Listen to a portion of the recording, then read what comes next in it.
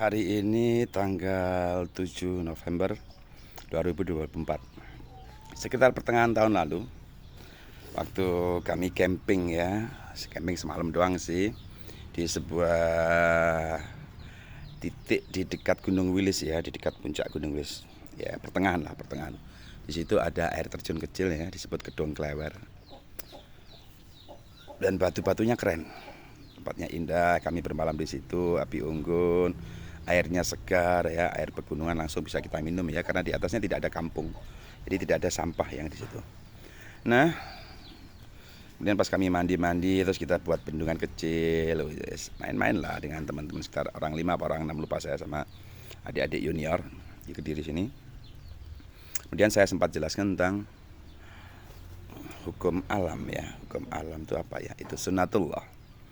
Ada batu yang gede, itu saya bilang tuh, lihat batu besar ini, kita tidak akan bisa memindah batu besar ini sebelum kita menggeser semua batu-batu di sekitarnya. Akhirnya kita uji coba, waktu yang besar itu kita angkat tidak mampu karena kintal ya, berapa kintal, karena dalam air tetap aja berat. Walaupun di dalam air kita sekitar ya sepertiga lah berat dari aslinya, tapi itu masih punya kintal. Kita geserkan sulit. Caranya kita harus geserkan dulu batu-batu besar-besar, yang kecil-kecil di sekelilingnya, pasti akan bisa bergerak.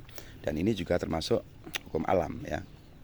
Hukum alam bahwa di dunia ini itu tidak ada yang bisa independen.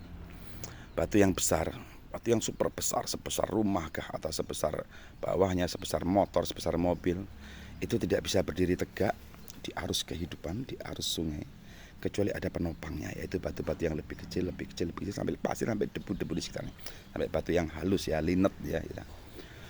Begitu juga dalam kehidupan. Maka ketika kau di posisi manapun, sudah santai aja. Tidak ada kemuliaan karena kau besar, dan tidak ada itu kehinaan karena kau kecil. Kembali lagi, siapa yang bertakwa dalam pandangan Allah ya, bukan dalam pandangan KR-nya pribadi. Karena semua memiliki perannya dalam kehidupan ini, dalam arus kehidupan ini perannya. Orang yang kelihatannya hebat, sukses, kaya, miliarder, dia tidak akan eksis ibarat batu tadi, kecuali ada batu-batu kecil penyangganya. Maka dia harus memberi respek yang terbaik pada orang-orang yang di sekitar, orang-orang yang ada di sekitarnya tadi, batu-batu yang lebih kecil. Begitu juga batu-batu yang kecil itu harus memberi respek pada batu-batu yang besar itu, karena kalau tidak ada batu besar tadi, dia akan hancur, akan dihantam oleh arus kehidupan. Jadi batu besar itu melindungi yang lebih kecil, sedangkan batu kecil itu mendukung, menyokong yang lebih besar. Ini bisa difahami? Ya.